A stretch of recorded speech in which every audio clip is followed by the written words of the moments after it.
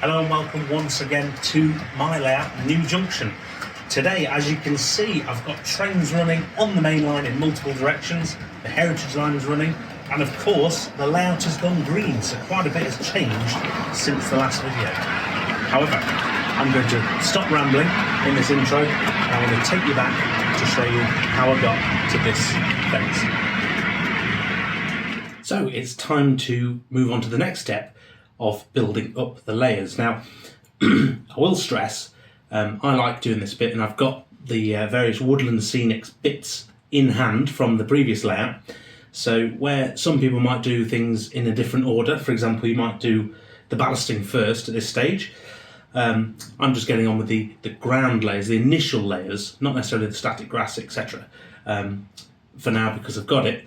And these jobs are very much a case of run into the layout, put some glue down, put a layer on, go away again, because you can't really use the layout when it's drying. So as you can see, I've got the fine turfs from Woodland Scenics, and these complement the soil which I've previously added to the layout.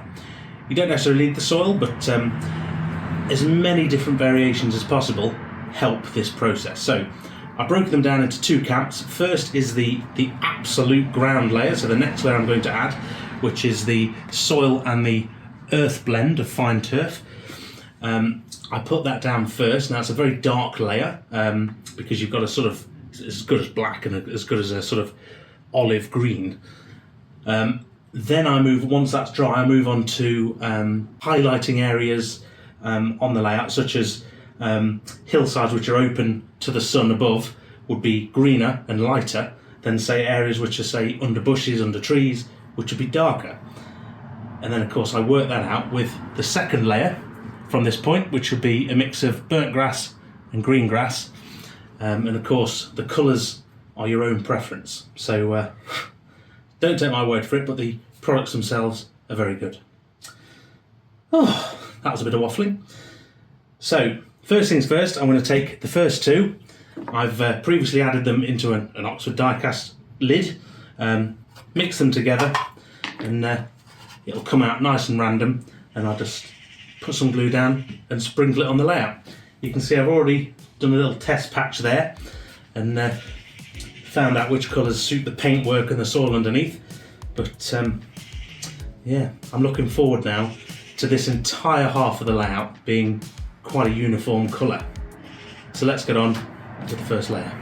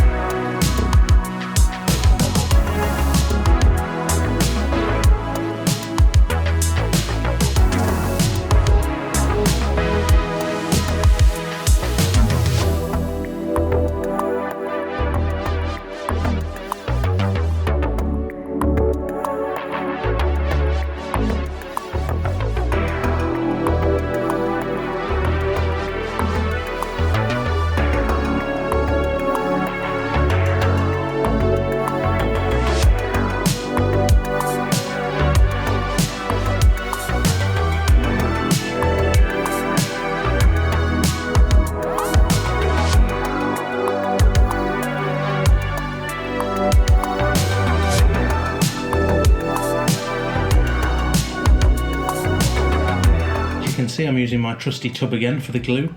Now, while I'm having to remake a batch, which is as good as probably 50-50 water and glue, it's just standard PVA. I'm also, as I'm making it, adding a tiny drop of the brown acrylic paint, just to take the white glossy hue off the water and the glue, because obviously I'm laying this very patchy onto the layout, so the glue will be visible once it's dry, and of course you don't want it to be too shiny. So it's a nice touch, and as you can see, it's just got a sort of a very chocolate milk colour. It's a very food orientated layout, this, isn't it? Right, that's a tad too runny, but I'm going to stir it in a bit longer and then probably add a tiny bit more glue, and we'll continue.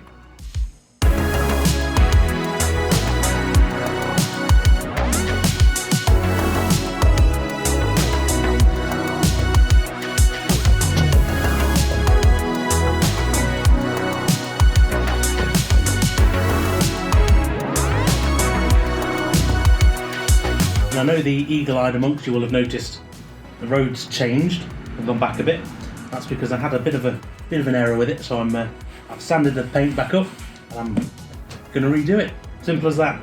The joy of any of this scenery work is if you're not happy or something goes wrong, you can just take it back up and do it again. Easy.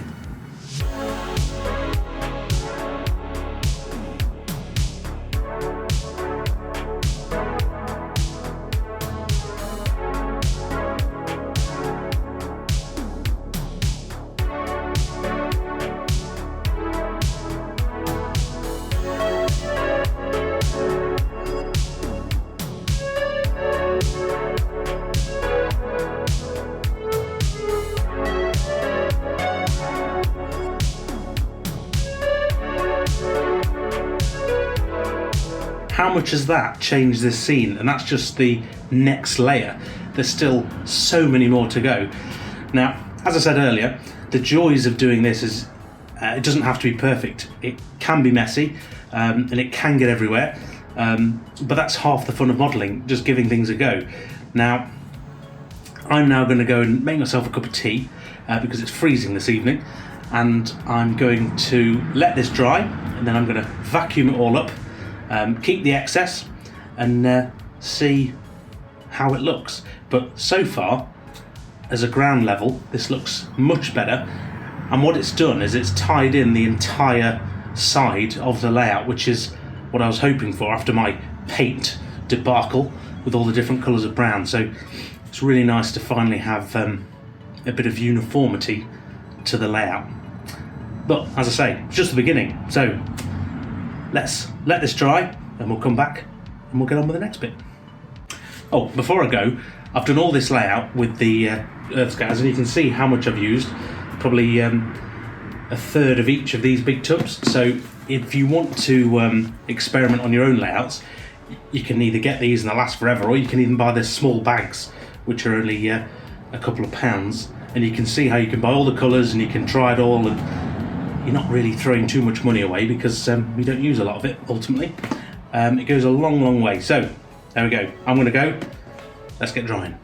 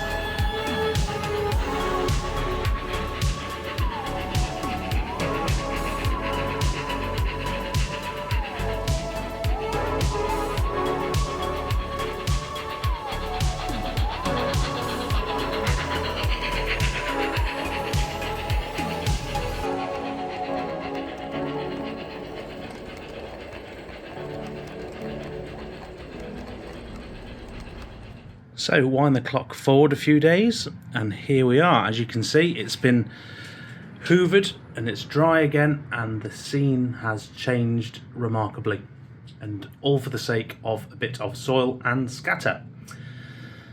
Right, while that was drying, I have been working away, as we saw in the previous video, on the return board, which now has 4 complete lines.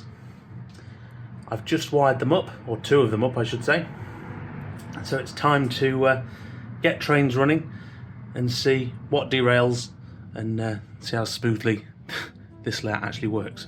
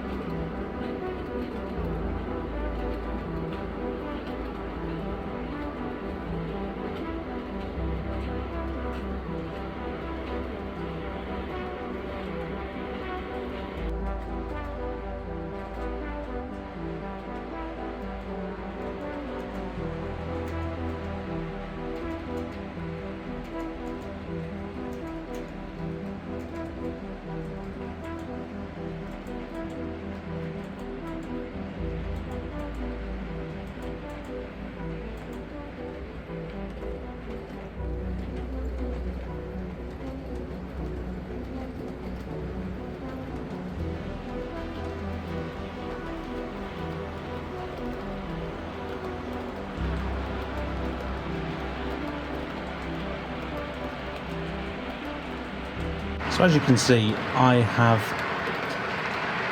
got multiple lines running and it's quite exciting. Now I've stopped the 66 in the background just so you can get a gist of the track work here. Now just bring you to this end of the station, you can see there's 3 lines going through the actual station.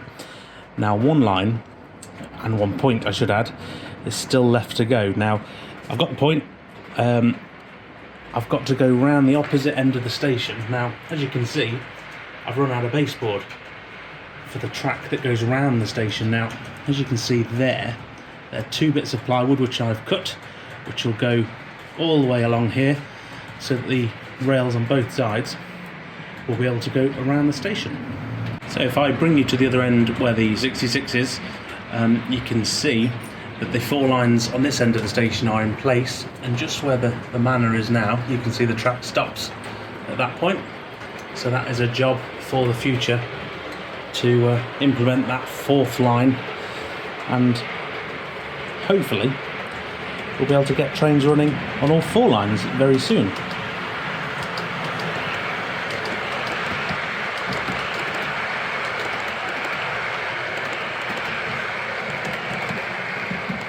So there we are, trains are running. Now, touch wood, they're staying railed on the track. Now, let this well-edited, dare I say it, video not fool anyone. The track is full of little gripes and little foibles that need to be sorted, which would otherwise stop sort of sane running, shall we say. Now, you will notice as well the PCA train has gone from the inner line to the outer line, coming back in again. That's because it was giving me a bit of jip coming off behind me on the curve just behind. But that's what model railways are for, and to be fair, it's run fairly well off the bat. I'm quite surprised, bearing in mind every 4-foot board has a join straight through it. So there's another track here that is relying on being lined up perfectly for the trains to be running. I'm quite happy with this, it's a good stage. The scenery is at a nice level now. Where I'm going to go from here is I'm going to turn my attention away from the greenery and now onto potentially the track work, particularly trackside details, the ballast, the painting of the track, things like that. So quite big projects, but something that really needs to be done to take this scene to the next step. Obviously with the greenery, when the time comes, we'll be going further on to static grasses, clump foliage, trees, etc. And when we do come to that, I'd like the ballast to be down first, so if there's any excess, shall we say, it's on top of the ballast like it would be on the real railway in the real world. Let's get on, and as ever, thank you very much for watching. Thank you very much to the channel patrons, you know who you are, and of course, hopefully you enjoy this. Please subscribe and like the video should you wish, and I'll see you very soon in the next one. Bye for now.